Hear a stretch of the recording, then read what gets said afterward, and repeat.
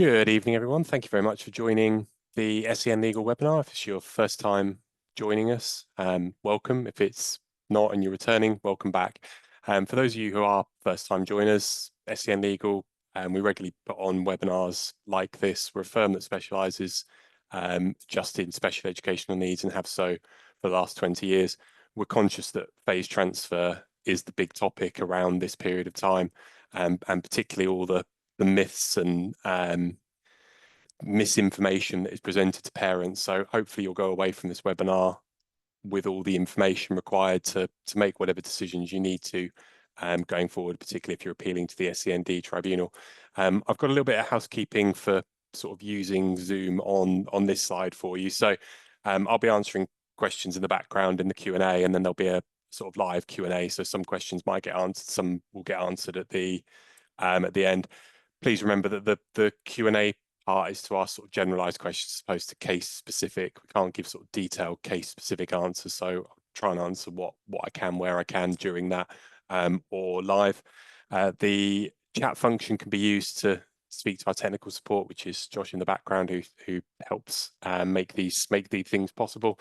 And you know, you can also raise a hand, and he'll hopefully be able to help help you with whatever issue that you're having. There's also the show captions part, which you just have to click on if you want everything to sort of show up as I'm speaking, which I'm now watching myself speaking as I've got my captions on. But yes, you know, use those functions, but you know, please ask questions throughout, and we hope you enjoy the presentation. I will hand you over first to my colleague Deborah Camp, who will then hand you on to Idran Drew, and here's the guide to phase transfers.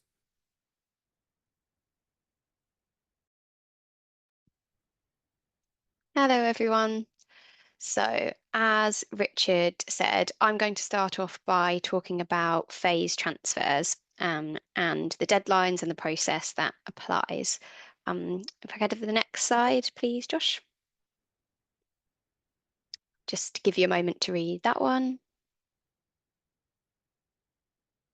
Okay, and next one, please.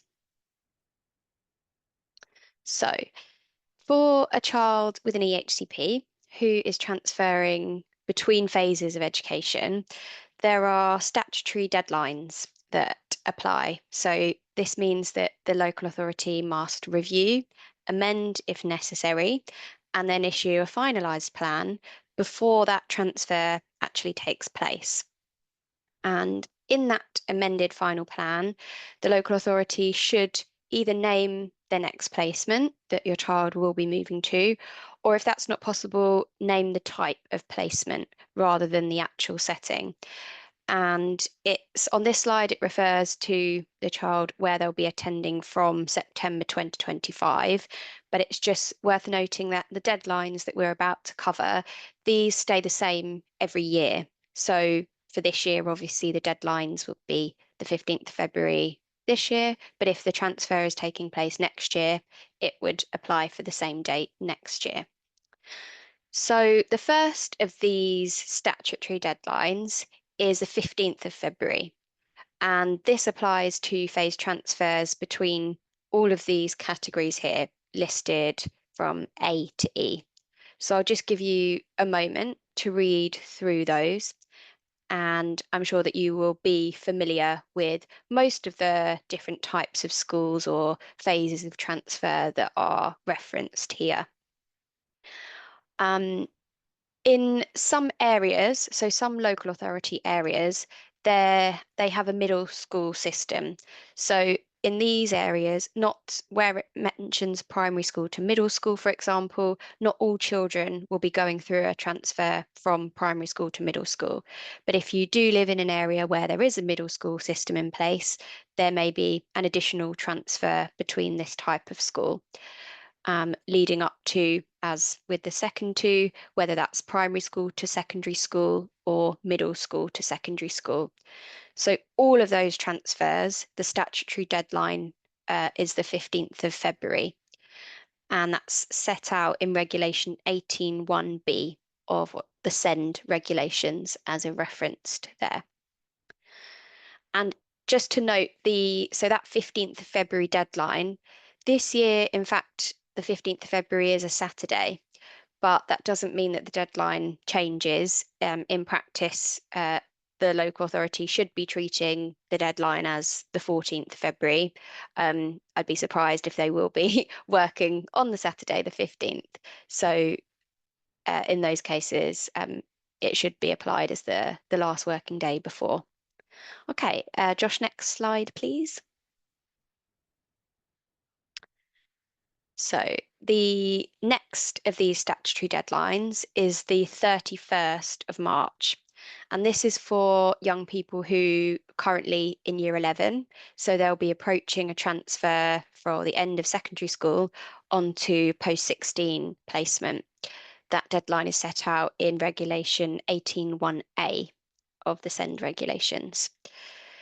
The next one is slightly different. So rather than being a fixed date for the deadline, transfers between one post-16 setting to another, that depends on when the current placement actually ends.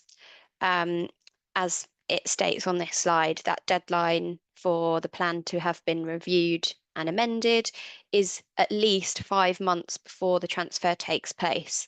So in these cases, it's important for the current setting and the local authority to be clear on exactly when the current placement is due to end and then when they're transferring to the next placement. That means you can then calculate the deadline accurately. And in these cases, it will vary. It won't, rather than being a fixed date as we saw in the two previous categories. Now, phase transfers relate to the phases of education, not specifically to a child's age. So, for example, if a child is being educated outside of their chronological age group, then their phase transfer review, should be when they're actually going through that phase transfer year. So it may not necessarily be specifically linked to their age in those cases. So these deadlines, as I've mentioned, they're all statutory deadlines. That means that they're the latest date by which the local authority must have reviewed, amended if necessary, and then issued a finalised EHCP. It does not mean the local authority should wait until this date to complete the process. In fact, it's good practice for local authorities to ensure that that review is carried out in sufficient time ahead of these deadlines, but this is the last date by which those actions can happen. So we will, on one of the following slides, we will look at an example timeline of when a review has been held within sufficient time to meet this phase transfer deadline. And as it says on this slide here, these deadlines can be enforced. One means of that is by what's called a pre-action protocol letter. And I'll talk a little bit more about pre-action protocol letters on the following slides as well. Okay, next slide, please, Josh. So phase transfer reviews. An EHCP must be reviewed before being amended. The local authority cannot make changes to the plan, or should not be making changes to the plan without having carried out that review process. And phase transfer reviews, when we talk about those, they follow the same process and timescales as with a standard annual review that's taking place with outside of a phase transfer year, which lots of you will probably be familiar with. Now, the annual review process following the annual review meeting, that to complete the process, that can take up to a maximum of 12 weeks. Now, this is just to break that down a bit to explain why that is. After the annual review meeting has taken place, or the phase transfer meeting, the local authority has 4 weeks to make its decision and then notify you, parents, of the decision. This is set out in Regulation 20 of the SEND regulations. And in phase transfer cases, we can assume in the majority of cases that that decision will be to amend the plan, the EHCP.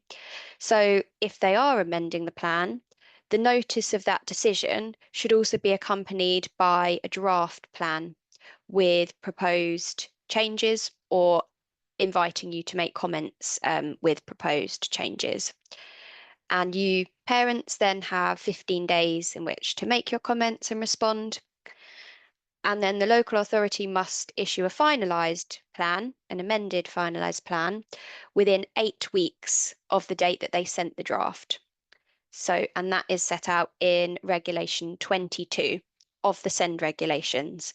So that was just to explain where that 12 weeks comes from. You've got the 4 weeks for the decision and then a further 8 weeks. So in order to ensure that that 15th of February deadline is met, the latest date for a phase transfer review meeting to be held is the 23rd of November, because that's 12 weeks before that deadline. And that would apply for children transferring from early years to primary, primary to secondary, and those other transfers in between and before the secondary transfer, as I covered on the initial slide. For the 31st of March deadline, that's the transfer from secondary to post-16. The last date that the review meeting can be held is the 6th of January, being 12 weeks before that deadline. Okay, and next slide, please. So here is an example timeline of a phase transfer review through to the issuing of a final EHCP. In this example, as you can see, the review meeting has been held in sufficient time during the autumn term. Let's assume this is a phase transfer from primary to secondary. So this is a child that's currently in year 6. So that review meeting being held during that first autumn term of year 6. And then the dates that follow in this example obviously assume the local authority's been very efficient and provided everything on time. So they've provided their decision within 4 weeks of that meeting. So the 4th of December, that's the deadline for them too. They may have provided the decision before that, but let's just assume they stick to the deadline. They'd be, if they're deciding to amend the plan, that should then be accompanied by a draft. And note that when a draft plan is issued, Section I, so that's the section where the placement and type of placement is named, that should always be left blank. So there shouldn't be a school named in the draft, current school or the next school. Not until the final plan is issued should you be seeing any placement named in the final plan. And so the next step being for the response with any comments on the draft, that then takes up to the 19th of December. And I calculated this based on if it was one that had happened within this school year. And then the date by which the local authority issue that amended final plan, that has to be within 8 weeks of when the draft sent. So in this case, that they're well in time to meet that deadline of the 15th of February. And as I said earlier, it doesn't mean that the local authority, in some cases, it will go right up to that deadline.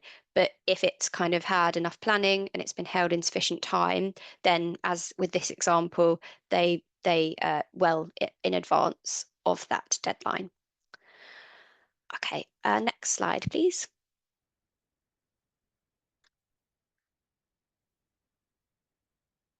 So what if the local authority fails to meet the deadline? Now, timescales are really key here in ensuring a successful phase transfer for your child. And those deadlines, as mentioned before, the 15th of February and the 31st of March, and the other category for the transfers between post-16 settings, so that's at least 5 months before the transfer takes place. Those are all statutory deadlines, which means the local authority can't ignore them. The local authority doesn't have discretion as to whether they meet them or not. They are set statutory deadlines, and if they aren't met, that's a breach of that statutory deadline. And if they ignore them totally, that would be unlawful. So if you have not received a final amended plan by that relevant deadline, then a pre-action protocol letter can often be an effective way of getting a final amended plan without further delay. And you'll only receive or obtain a right of appeal once you've got that final plan. So that's why the kind of dates with that are really important. And Idrin will go on to talk about the right of appeal in the tribunal process in the second half of this webinar. But just for the purpose of this slide, it's to note that you don't get a right of appeal until you have got that final plan issued following the review. So next slide, please. So a pre-action protocol letter. Some of you may have come across these before and know what they are. Some of you may not. So just to kind of outline what we mean when we talk about a pre-action protocol letter, the purpose of it is so it sets out the unlawful behaviour of the local authority and or the breaches of the statutory duty or deadlines that apply in that particular case. And then it also asks the local authority to take certain action in response to that letter, which will kind of vary depending on what the breach actually is. So it is a formal legal letter, has to be sent to the local authorities, the head of their legal services, as well as the head of the relevant department. So this is usually either education or children's services in these cases. And it must follow what's called the pre-action protocol for judicial review. This sets out the information that the letter should contain, the format of the letter, and within the pre-action protocol, it refers to a letter before claim, and you'll find the information that must be included under Annex A of that pre-action protocol. And a letter before claim and a pre-action protocol letter, that means the same thing for this purpose. The rest of in general, the pre-action protocol sets out steps that the court expects to be taken before a full claim, so that's a judicial review claim, is issued. In most cases, the vast majority of cases, in fact, a pre-action protocol letter actually resolves the issue. So as if that's been well drafted and it addresses the correct legal provisions, then very often that obtains the result that you're seeking, and it's not necessary to initiate further proceedings after that pre-action stage. Okay, next slide, please. So some examples in relation to phase transfer cases of when a pre-action protocol letter may be useful or when it may be used. So firstly, if the local authority has not provided its decision within 4 weeks of that review meeting being held, they have to notify you of that decision as parents. So if that's not been provided, that then amounts to a breach. A pre-action letter may be used in that case to enforce that. Secondly, if they have not provided an amended final plan within that 12-week period of the review meeting taking place, or if you've not received the amended final plan by that relevant statutory deadline. So that will depend on what type of phase transfer it is, whether it's a 15th February deadline or the 31st of March, or in the between post-16 settings, that 5 months before the transfer taking place. So both of those would amount to a breach of the statutory deadline, and it may be needed to use a pre-action protocol letter to enforce that and to get the local authority to issue that plan in response. The last point here, where the local authority has not provided your child with appropriate or full-time education. Now that's a slightly different breach or a different statutory duty that the local authority may also be in breach of, as well as the phase transfer reviews or the delay in issuing a final plan.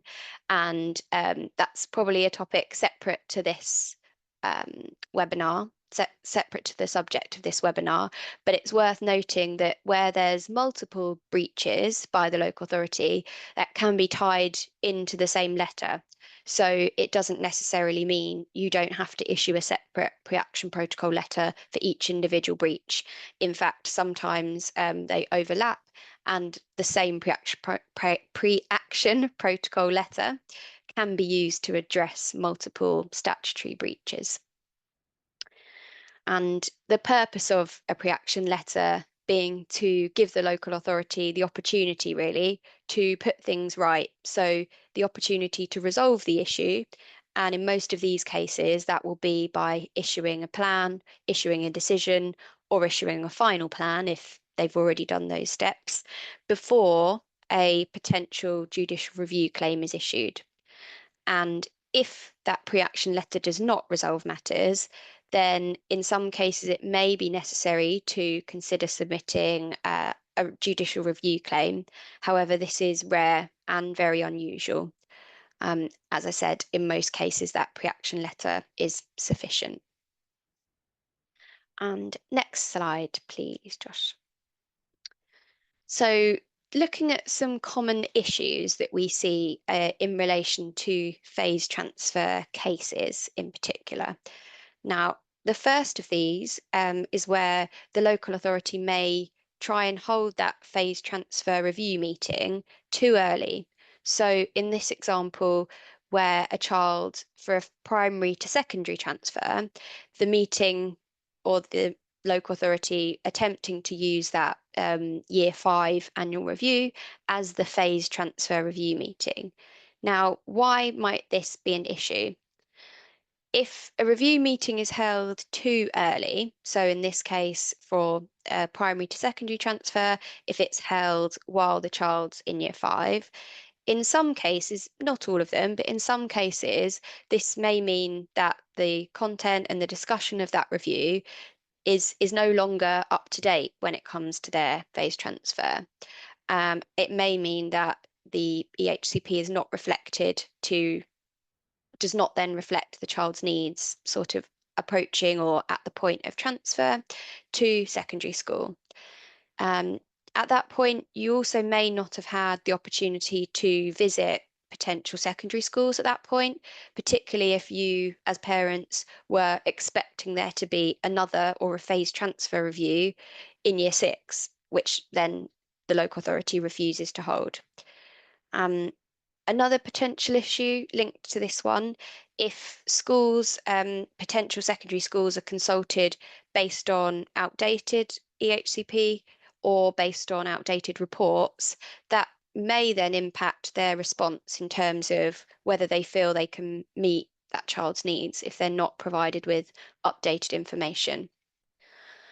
And the second issue here, so for secondary to post-16 transfers, the local authority refusing to hold a transfer review, a phase transfer review, where the young person is not planning or does not wish to change setting. So, for example, if where a young person is currently in year 11, they may be planning to go to sixth form at their current school if their secondary school has a sixth form attached. Now, why is this an issue if the local authority refuses to hold a phase transfer review in those cases? And this is because it's an issue because phase transfer from secondary to post-16, that still takes place even if the child or the young person is not moving to a new school or setting, because it's that transfer from one phase of education to another. They're still going through that transfer, even if they are, in this example, going to the sixth form that is at their current school. So the local authority should, in these cases, they should still be carrying out a phase transfer in line with those statutory deadlines as we in the previous slides. And a young person, even if they're not physically moving to a new post-16 setting, they may still require changes in their provision, for example, which would need a phase transfer review to address those. And the last of these common issues could be where the local authority does issue an amended final plan by that relevant statutory deadline. However, that final plan does not actually name their next placement or the type of placement that the child will be transferring to. So why is this an issue? Well, firstly, obviously gives a lack of certainty regarding their next placement, but also, as I mentioned in the previous slides, where a phase transfer deadline applies, by that date, the local authority has to have amended, if necessary, and issued a new final plan, either naming the placement or the type of placement that they'll be moving to. So if they finalise the plan and don't do that, then they haven't in fact met that deadline. It's worth noting that if the local authority is unable to name the specific school or college or educational setting that the child or young person will be transferring to, they can finalise the plan naming the type of placement, and that would still open up a right of appeal in the same way. So if you then wanted or needed to appeal against the Section I, against the placement, you would still have a right of appeal in the same way, even if the actual placement has not yet been named.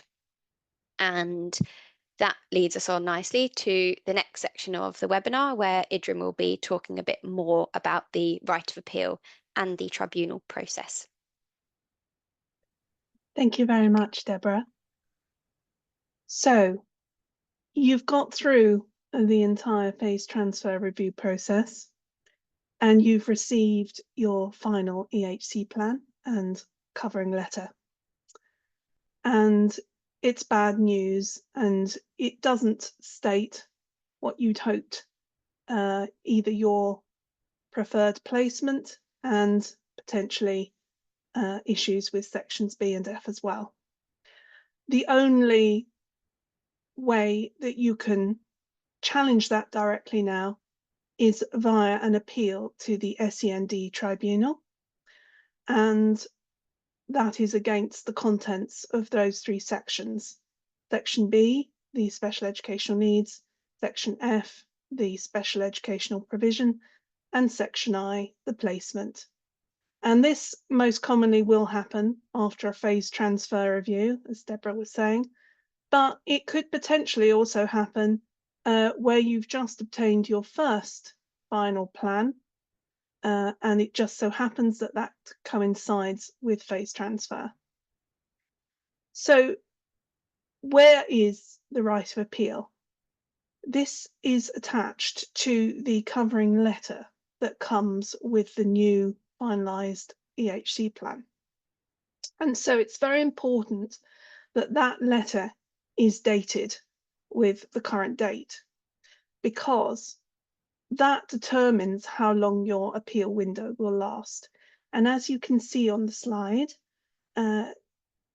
it is the appeal window lasts until the later of two dates, either 2 months from the date of that local authority letter, or 1 month from the date of the mediation certificate that you have to obtain, whichever is later.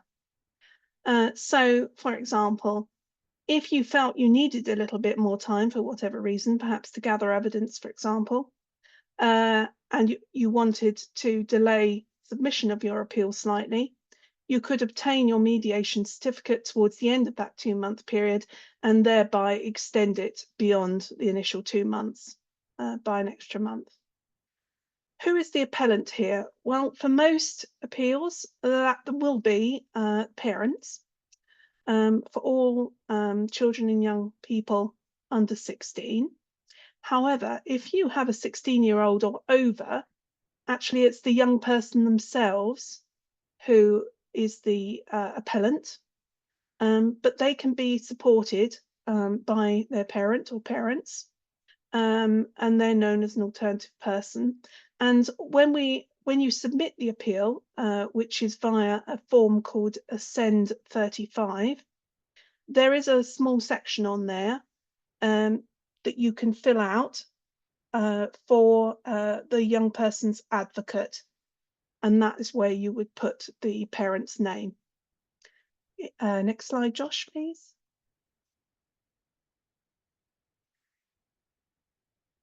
So, as I sort of mentioned on the previous slide, before you are able to submit an appeal, there are 4 key documents that you have to get together in order to submit. The first is the appeal application form itself, the SEND 35. But then you have the final EHC plan, the covering letter, and lastly, the mediation certificate.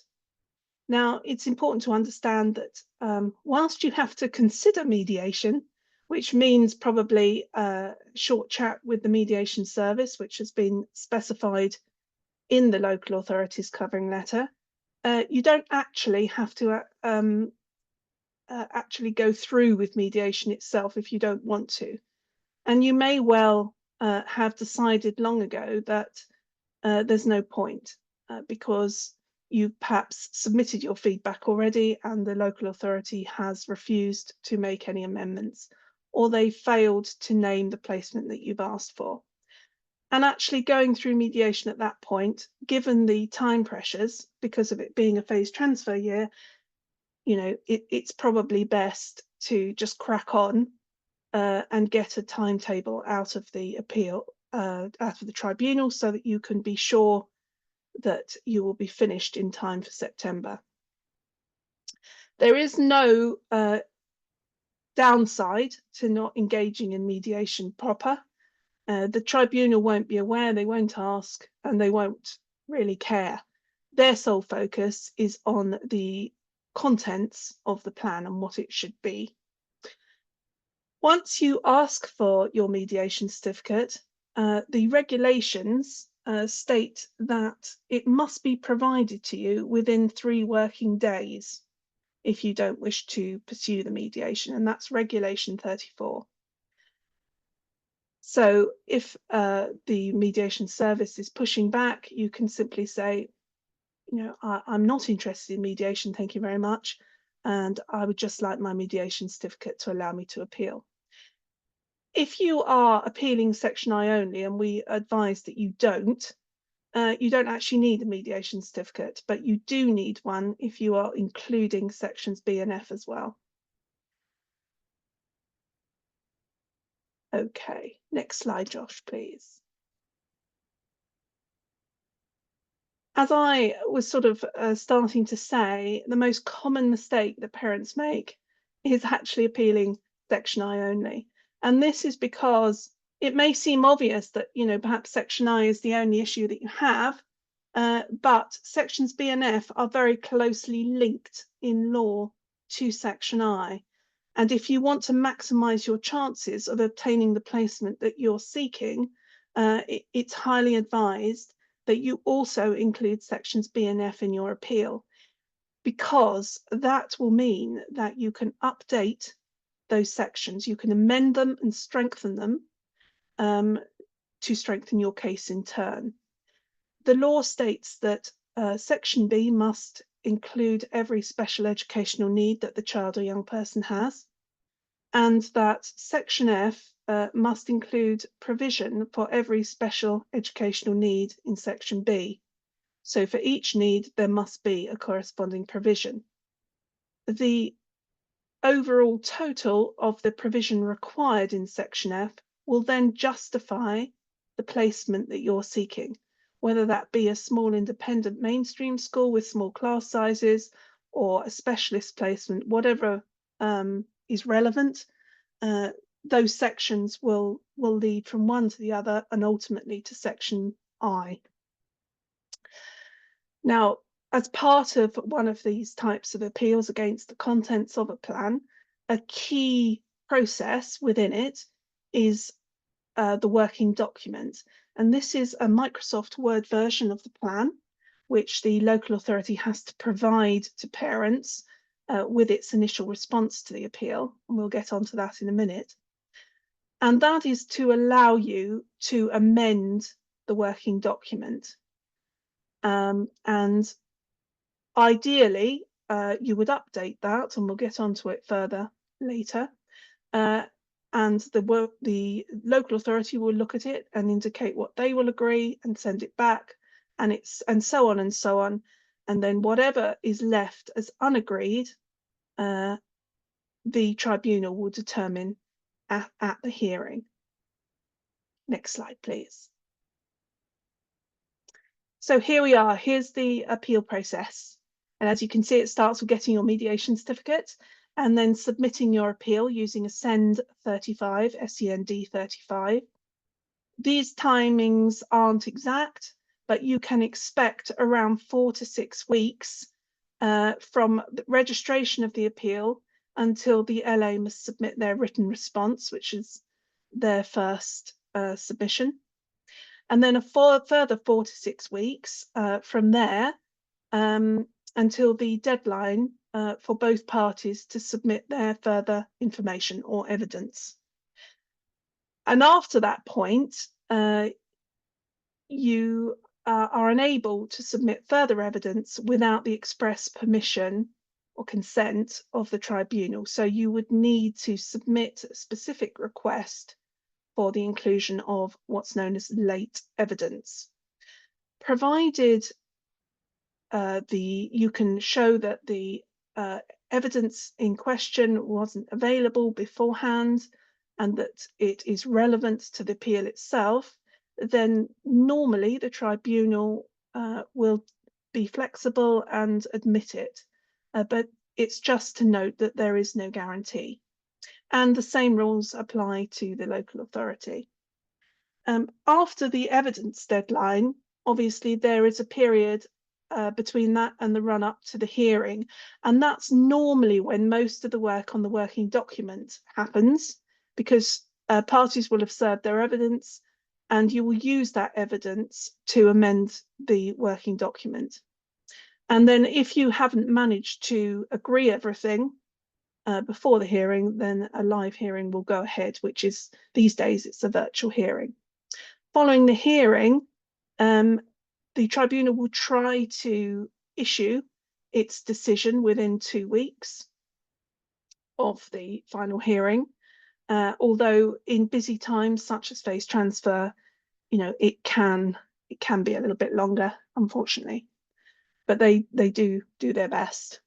Next slide, please, Josh. So the process, the appeal process is the same. Whatever the age, it's the same process, but every case is different.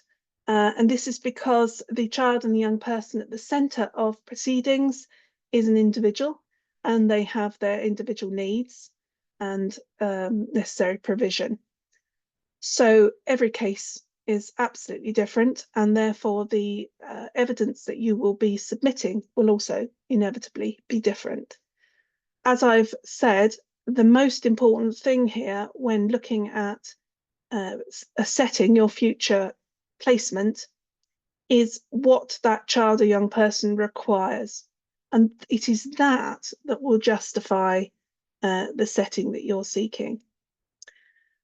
An important point to note as well is that during the appeal, while it's ongoing, the existing final EHC plan is still legally valid and enforceable. It doesn't pause or stop. The child's needs don't pause or stop. It continues on. So the local authority has to continue to deliver the provision that's in that plan until the conclusion of the appeal and a new plan is issued. The tribunal is an independent court and will apply the law. So it is a level playing field and not subject to local authority policy.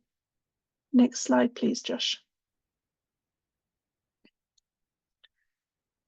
So key points for running an appeal then. As I said, they're judicial proceedings, and the tribunal has its own procedure rules, which are known as the Tribunal Procedure First Tier Tribunal Health, Education, Social Care Chamber Rules 2008, which is why we call them the tribunal rules. The tribunal is evidence driven, and its decisions will look at the evidence presented and will make decisions on every issue that's placed before it on that basis. The evidence must be relevant and targeted to the issues raised, and it really does need to be recent evidence. So recent reports that are over a year old are getting rather out of date, and the tribunal will typically prefer more recent evidence if that is the case. And another point to note, which comes from case law, is that the tribunal is required to consider the young person's needs at the date of the hearing, so at that point in time.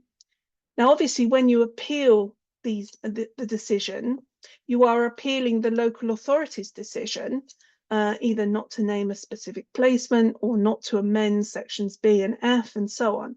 And that decision will be in the past, but the tribunal must put itself in the local authority's shoes, but make its decision on the basis of how the child is presenting or young person is presenting at the time of the hearing. And in that way, it can be current. Obviously, therefore, evidence is very important. And whoever has the better evidence in terms of its quality, specificity, quantification of provision, and so on, is likely to come out on top, if I can put it that way. So investing in good quality, independent evidence, reports from experts such as educational psychologists, speech and language therapists, occupational therapists, I could go on, social workers and so on. Investing in that evidence is highly advised if you can possibly afford it. And those experts, before you sign on the dotted line, so to speak, just make sure what their experience is, because ideally you would have professionals who are very experienced in the SEND tribunal and have a track record of being witnesses at hearings. You could have someone who's the best report writer in the world, but if they crumble under pressure at a hearing, it's really not much good to you. And the tribunal will consider your independent evidence, unlike some of you may have experienced in annual reviews where the local authority refuses to look at independent reports. That's not the case in the tribunal. It's another important point to note is that you can't, the tribunal typically won't allow a witness to attend the hearing unless they have submitted a report or witness statement of some sort. There must be some sort of written evidence before they will be allowed to attend, unless there's an exceptional circumstance. Next slide, Josh. So you've submitted your appeal, you've got it registered, and you've received a timetable. And then you realise that perhaps your expert reports that you've commissioned aren't going to be ready in time for the evidence deadline. What do you do? Or perhaps you are unable to attend the hearing, or an expert is unable to attend the hearing. You can submit what's known as a request for changes form. This is an SEND 7. It's a single page and quite easy to fill out, tick boxes and so on. Before you actually submit it, and the same applies to the local authority if they want to submit a request, the party concerned must seek the views of the other party first and allow at least 5 working days for a reply. So if you are seeking, let's say, a later evidence date, you would need to email the local authority representative and ask them for the local authority's views on that request. And the local authority may or may not reply. You have to wait 5 working days. But if the local authority doesn't reply, or even if the local authority disagrees, that doesn't mean that you can't still submit the request. You just need to include any correspondence you've had back from the local authority, and then you can submit the request to the tribunal, giving your reasons. That will then go into the administrative process at the tribunal, and you will need to wait for an order that will be issued in response to your request. And if you don't hear anything within a couple of weeks, it's probably worth chasing, particularly at this time of year when things are so busy. But ultimately, you should receive an order. Now, if both parties actually agree to the request, then rather than using a SEN 7, the tribunal prefers that they submit what's known as a draft consent order. And that's typically just a document that sets out what the parties are agreeing to. Both parties need to sign it, and then you just submit it. And the tribunal says that that process can be quicker than using SEN 7. Next slide, please. So here we have the nub of it then, PACE transfer, which is the placement, of course. And the legal position regarding placement depends on the type of placement that you are seeking. So I've got 3 slides here, which I'm going to run through with you. And this is the first. And this relates to where you are seeking a placement that is named in section 38. That's 38 of the Children and Families Act 2014. Now I've got a list here which summarises the list in that section. What that section says is that it gives parents a right to request a specific placement, but that right only applies if the placement in question is of a type listed. And that is a maintained school, local authority maintained, including special schools, local authority maintained schools, academies, including special academies, any further education setting, non-maintained special school, or an independent special school or post-16 setting that has been approved under section 41 of the Act. And essentially that is an optional thing that these settings can complete. And what it means is, in practice, is that you don't require an offer of place from the setting in order to put it forward to be named in section I of an EHC plan. Now that's quite a long list, so an easier way to look at it perhaps is that you have a right to request any placement except an independent mainstream school or an independent special school that isn't section 41 registered.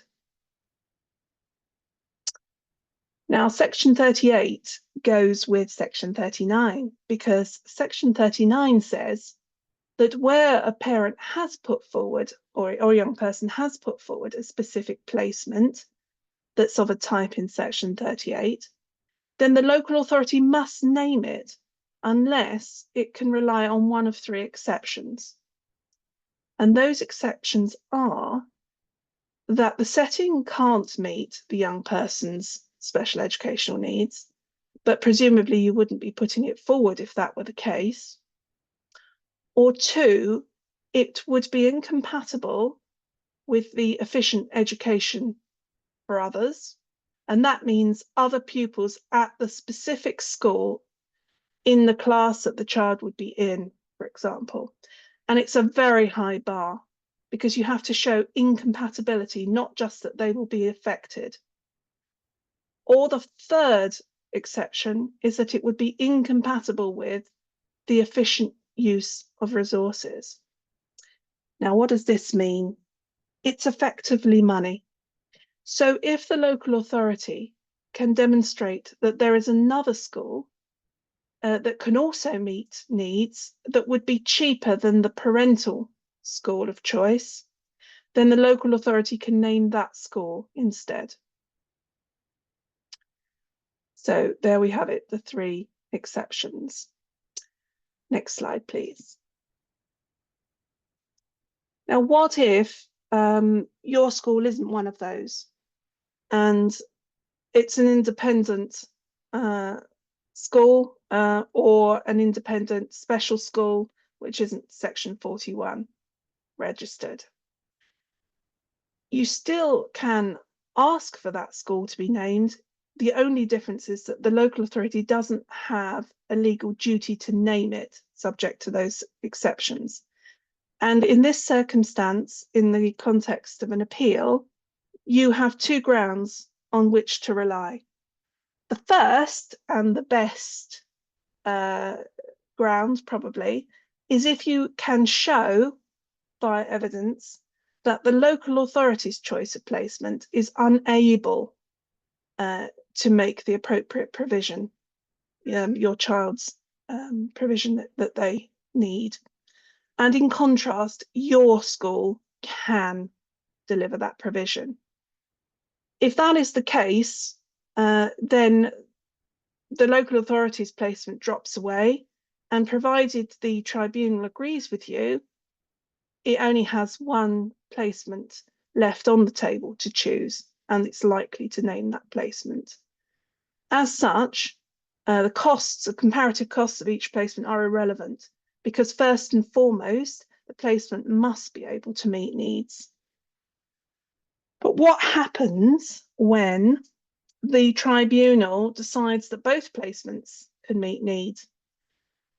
In that situation, and only that situation, that's when costs are relevant.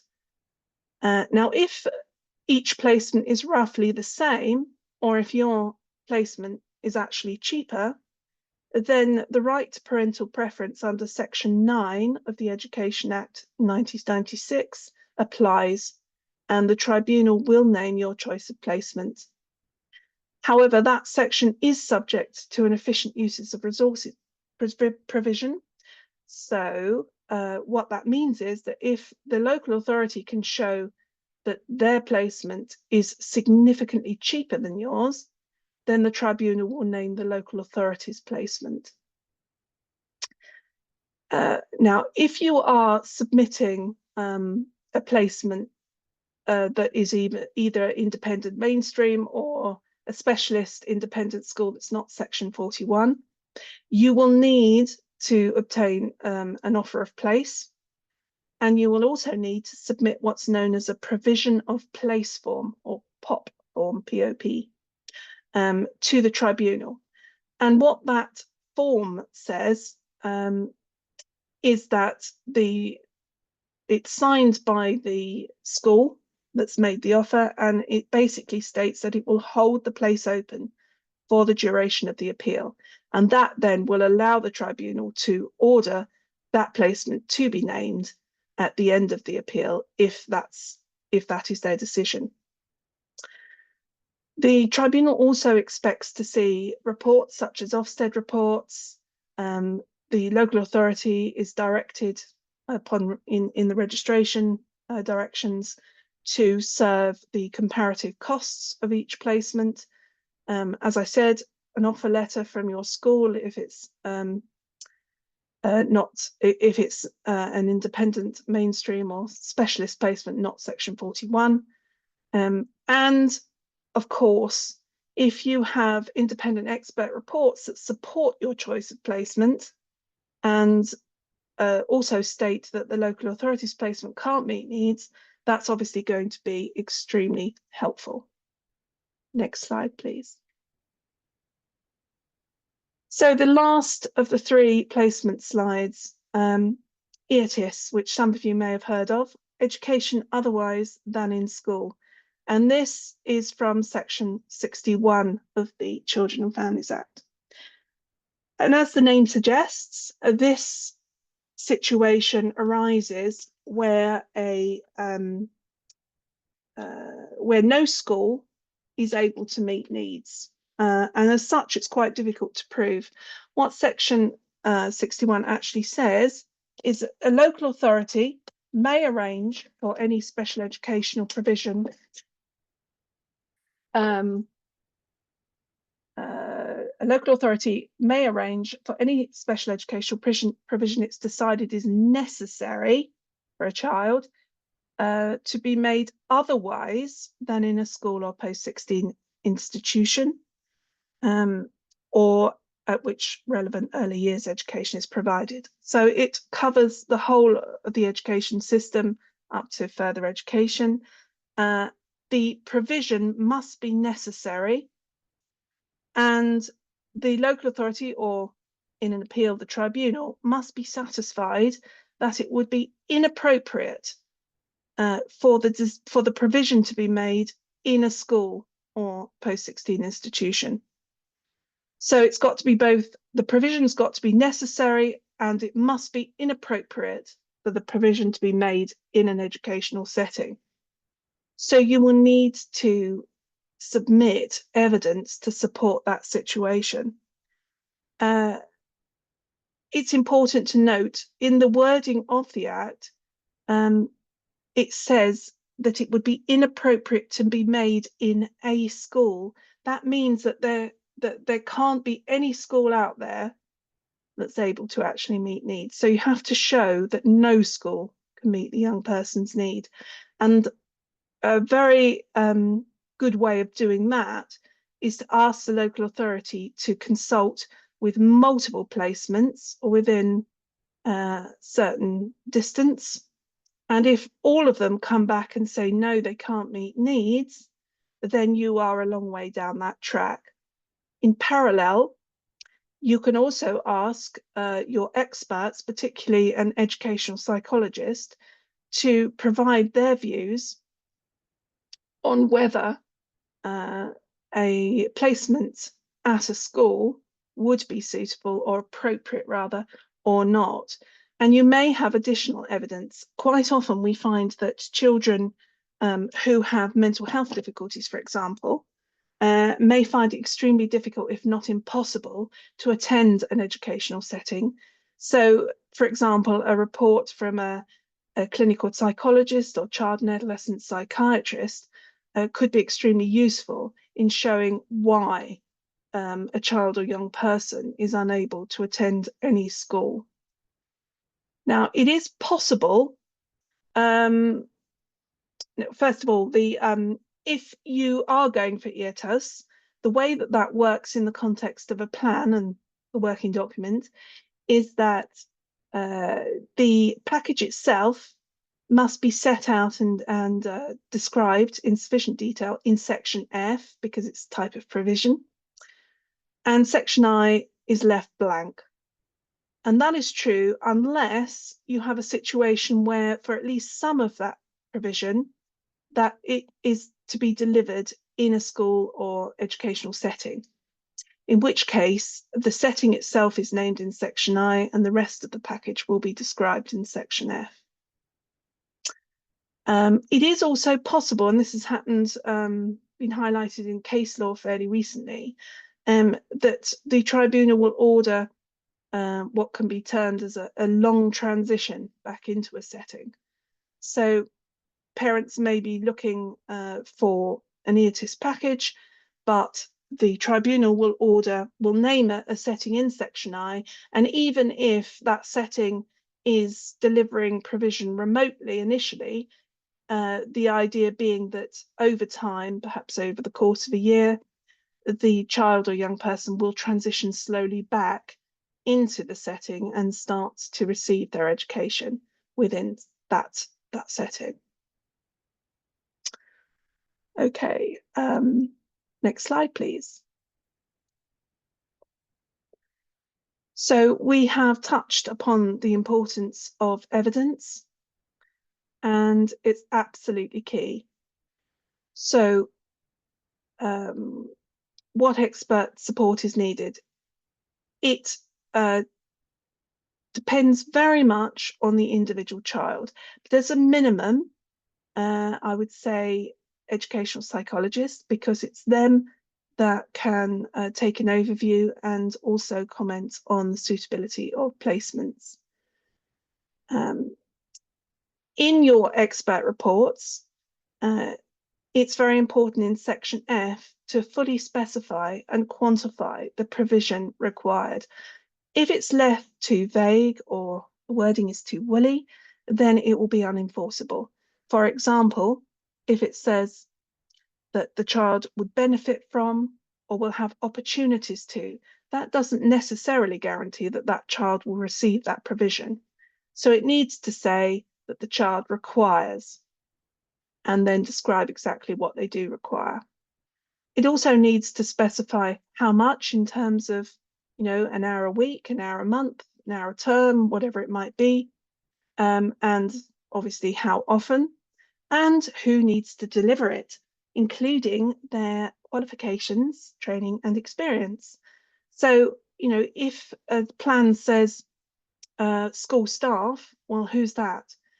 There is a difficulty there of accountability and responsibility, but also if specific skills are required to support that child for that particular type of provision, then it needs to say so, otherwise the child might not receive the support that they actually require.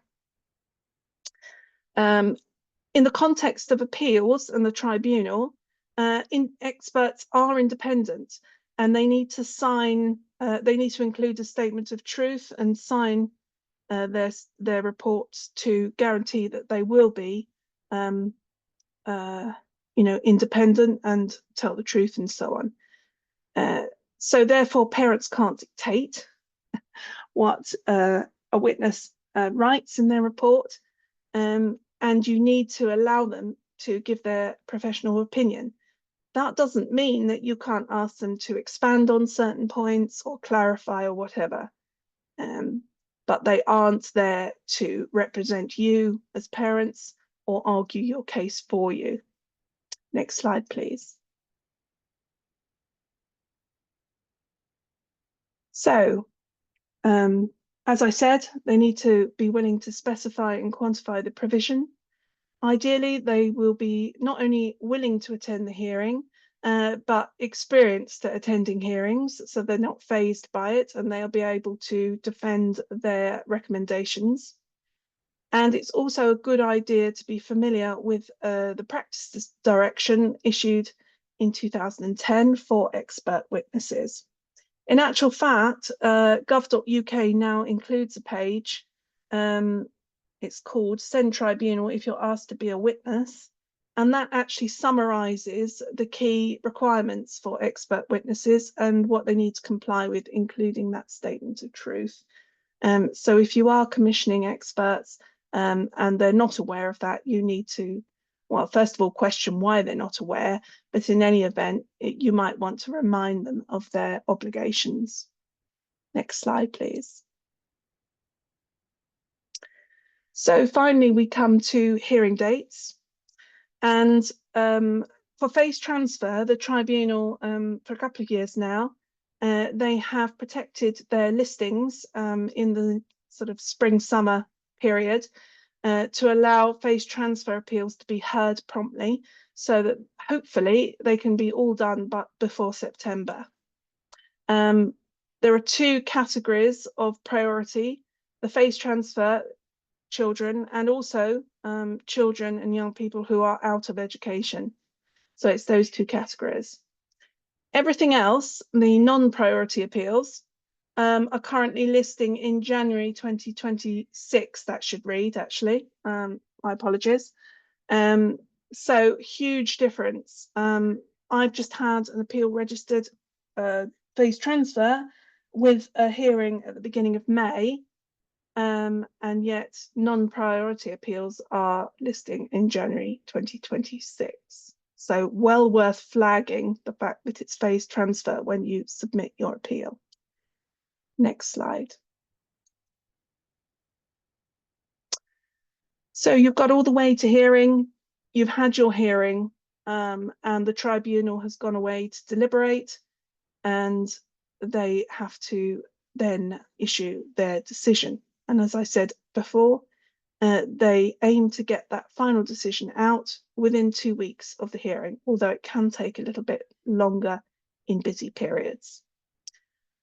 Once you have your decision, which is typically quite detailed and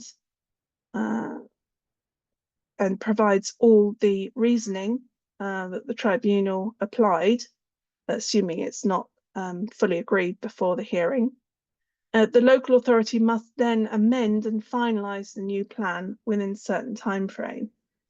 Now, if you have appealed against Section B and F as well as Section I, then that's within 5 weeks of the tribunal decision, and that is a legally binding requirement. It's a deadline, so they must have done it within that period. If it's Section I only, it's within 2 weeks of that decision. And once the plan has been finalised, it becomes a legally binding document, certainly the educational sections, which means that all of the provision in Section F should be in place by that point, really. And I would definitely advise chasing if you haven't heard anything, because you don't want to wait to the actual deadline to find out that the local authority hasn't done anything. Not a good idea. Next slide, please. So the SEND Tribunal doesn't deal with enforcement.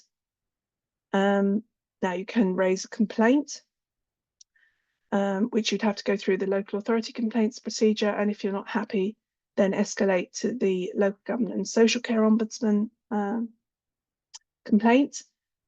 Or you could issue one of those pre-action protocol letters that Deborah was talking about earlier, against the local authority's failure to ensure that the provision is secured, and that is Section 42 of the Children and Families Act.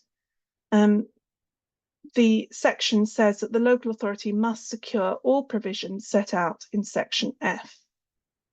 So that is usually the quickest and most effective way of getting the local authority to get everything in place and issue a final plan. And there is very recent case law over the last year or two, which has confirmed that that Section 42 duty, there's no best endeavours defence, it is an absolute duty, and the High Court has been quite strict on local authorities who have failed to comply with that duty.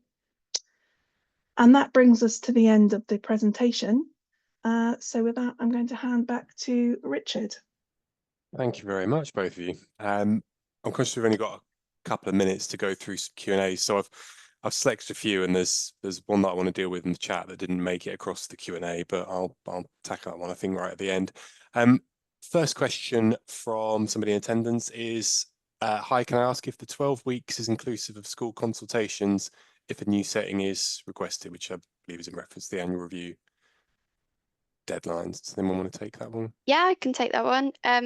Yes, that 12 weeks would be inclusive of consultations. So the dates, that 4 weeks for the local authority to make the decision after the meeting, that's specified as within 4 weeks. So that's the last date that the local authority. Also, that 8 weeks that they have to finalise the plan after sending the draft is also within 8 weeks. However, the deadline or the school consultation period by which schools have to respond to consultations, that's within 15 days. So that should feed into that maximum 12 weeks following the meeting. Thank you very much. Oh, you're on mute, Richard.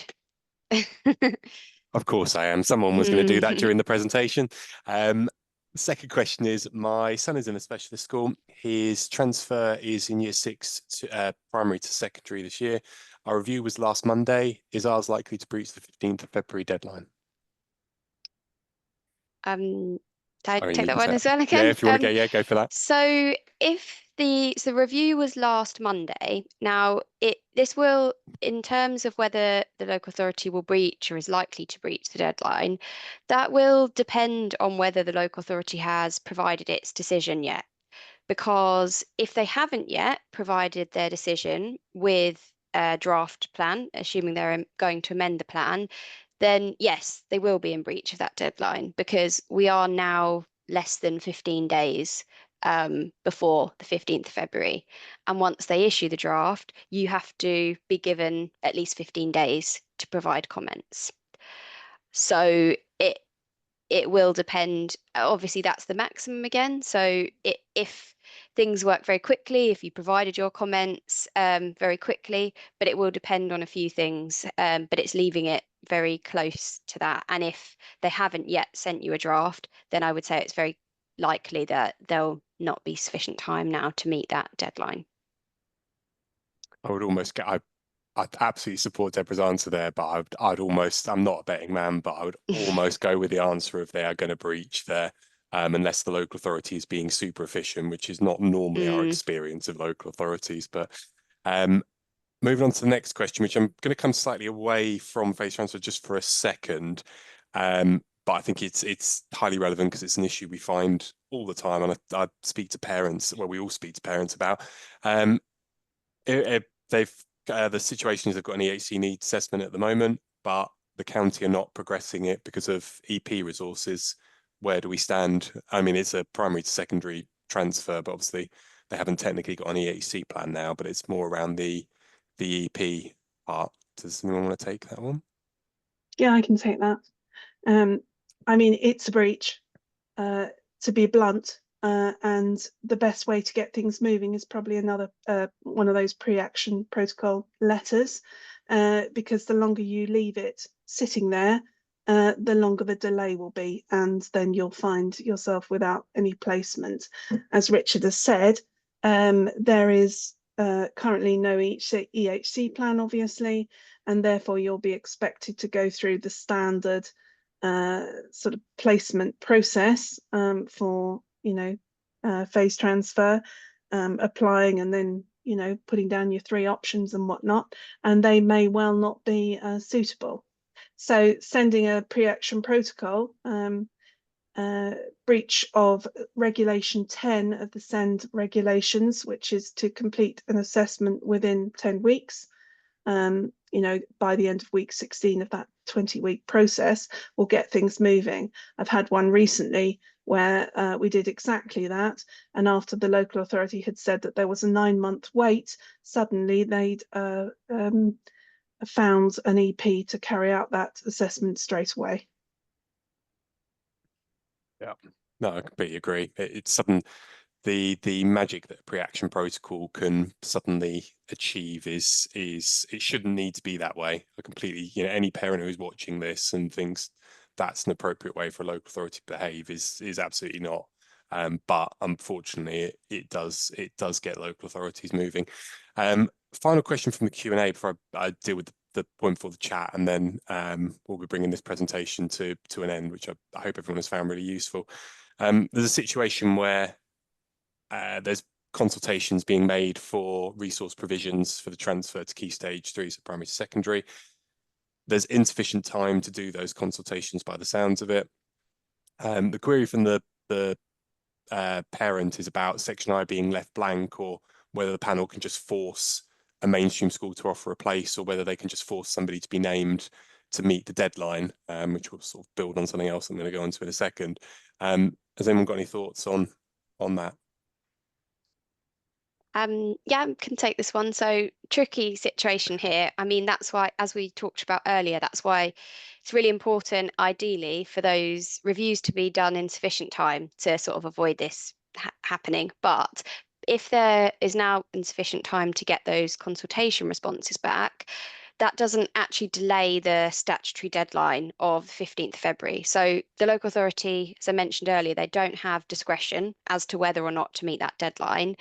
In this case, the local authority would either need to finalise the plan, and it may be that they don't name a specific school, but if they send an amended final plan following the review and it specifies a type of setting, so in this case it may be that they're specifying mainstream settings, that may then still allow them to consult with mainstream settings with a resource provision.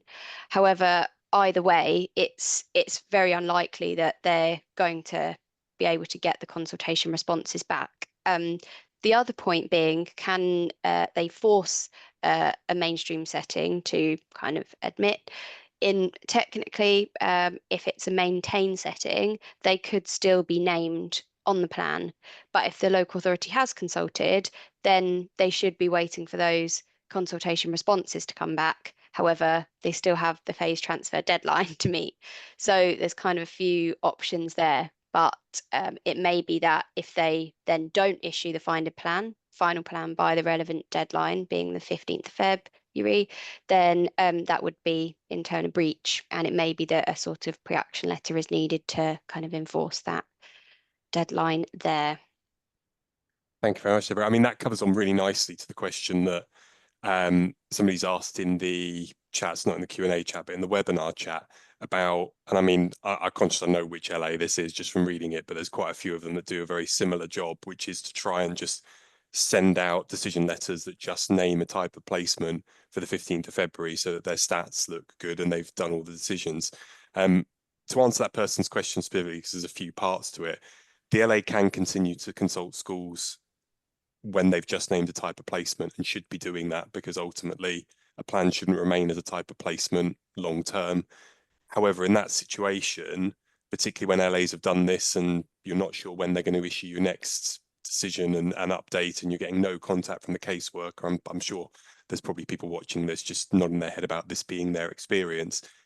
Appeal. At the end of the day, if the local authority is not issue, or this is my advice, and I'm sure other sisters will concur, but you have nothing to lose by submitting an appeal at the end of the day. If you've got a right to appeal, an active right to appeal, all of the things that you get from your case officer saying we'll issue you another one in a couple of weeks' time just after this one's expired and bits and pieces like that, it's up to you as a parent whether you want to trust them or not. But putting in an appeal to the tribunal costs you nothing, and it just protects your position at the end of the day. So if a local authority hasn't named a placement or named the placement that you don't want, you have everything to gain, nothing to lose. The situation can't get worse than where you're at currently. So for local authorities that do that, particularly ones that have issued November, December time saying these are our phase transfer decisions, they don't have to wait till the 15th of February to issue a phase transfer.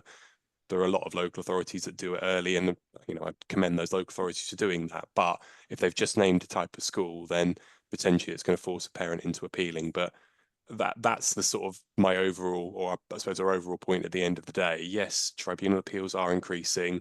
Yes, there's a lot of discussion about how sustainable the system is, but if the LA's made a decision that you don't agree with at the end of the day, the tribunal is there to try and remedy that. And as pointed out during the presentation, they have held hearings between May and July, reserve those slots for phase transfer cases, and they will try and get as many of them as they possibly can into that slot, even always looking at August and bits and pieces like when the tribunal normally doesn't sit. So really consider that as an option. The copy of this recording will be on YouTube, so in the next couple of days, so hopefully be able to play that back. But we thank you all for taking an hour and a half out of your evenings today and joining us for this, and we look forward to seeing you on the next webinar. Thank you very much. Have a good rest of the evening. Thank you.